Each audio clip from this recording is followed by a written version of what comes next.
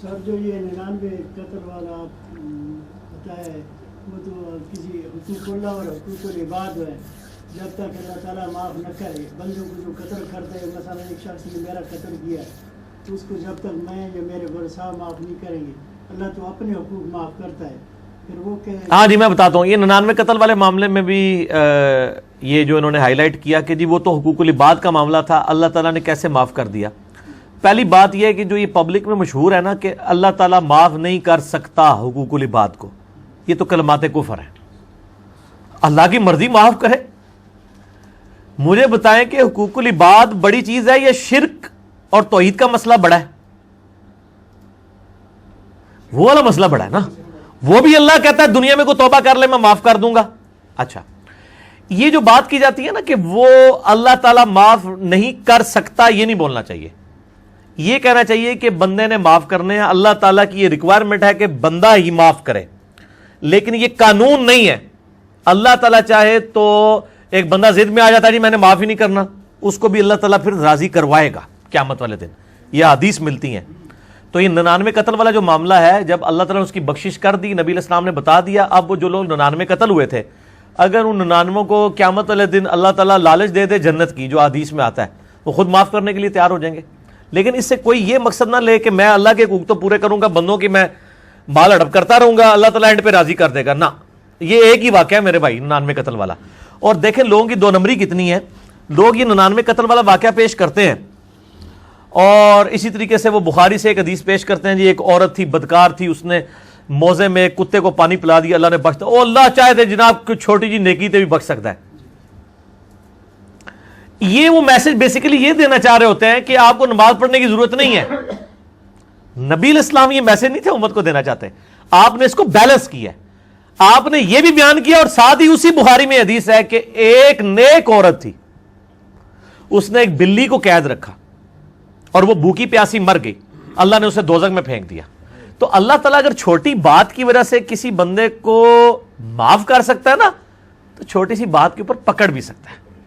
یہ آپ نہیں فیصلہ کر سکتے کہ جی فلاں گانے والی ہے وہ ہر مہینے 11ویں دیتی ہے تو اب اللہ تعالیٰ اسے بخش دے گا اور یہ کر دے گا وہ کر دے گا،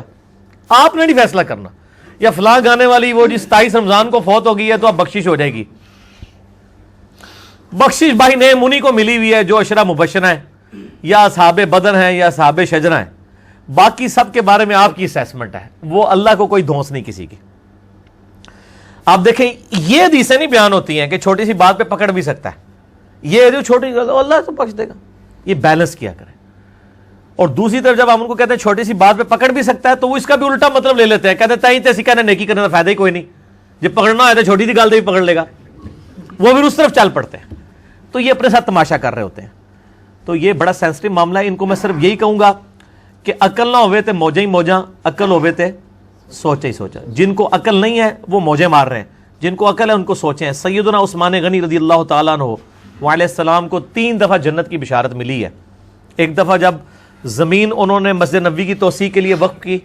دوسری دفعہ کنواں کھدوایا، تیسری دفعہ جو غزوہ تبوک کے موقع کے اوپر 700 اونٹ لدے ہوئے، آج کا وہ اربوں روپیہ بنتا ہے، کروڑوں نہیں اربوں، ٹھیک ہے، اللہ کی راہ میں خیرات کیے۔ اس کے بعد تو نبی علیہ السلام فرمایا عثمان جنتی ہے اب جو مرضی کرے۔ تو عثمان نے کیا پھر نیکیاں کرنی چھوڑ دی تھی؟ جامعہ ترمذی کھول کے دیکھیں، سیدنا عثمان کے بارے میں جامعہ ترمذی میں آتا ہے کہ جب وہ کسی بھی قبر پہ کھڑے ہوتے تھے تو اتنا روتے تھے کہ آنسوؤں سے داڑھی تر ہو جاتی تھی۔ تو لوگ پوچھتے تھے آپ کو تو جنت کی بشارت ملی ہوئی ہے؟ انہوں نے کہا میں نے نبی علیہ السلام سے یہ بھی سن رکھا ہے کہ قبر آخرت کی منزلوں میں سے پہلی منزل ہے، جو یہاں پہ پھنس گیا اس کی اگلی منزلیں اور مشکل ہو جائیں گی، اور جو ادھر سے نکل گیا اس کی منزلیں اگلی آسان ہو جائیں گی۔ تو میں آخرت کے معاملے میں اللہ سے ڈرتا ہوں۔ میں اس پہ کہتا ہوں واقعی جنت کی گارنٹی انہی کو دی جاتی ہے جنہوں نے بعد میں اس کا ناجائز فائدہ نہ اٹھانا ہو۔ سانو لب جاتے اسی کتے قابو آنے کسی دے، گارنٹی بھی انہی کو ملی ہے جن کے بارے میں اللہ کو پتا تھا کہ یہ گارنٹی لے کے بھی ادھر ادھر نہیں ہوں گے، ٹھیک ہے، ورنہ تو ہر بندے کو کہا جاتا نا، ایک مجلس میں 10 بندوں کو تو نہ کہا جاتا ابو بکر فی الجنہ، عمر فی الجنہ، عثمان فی الجنہ، علی فی الجنہ، طلحہ فی الجنہ، زبیر فی الجنہ، عبد الرحمن بن عوف فی الجنہ، سعد ابن ابی وقاص فی الجنہ، ابو عبیدہ ابن جرح فی الجنہ،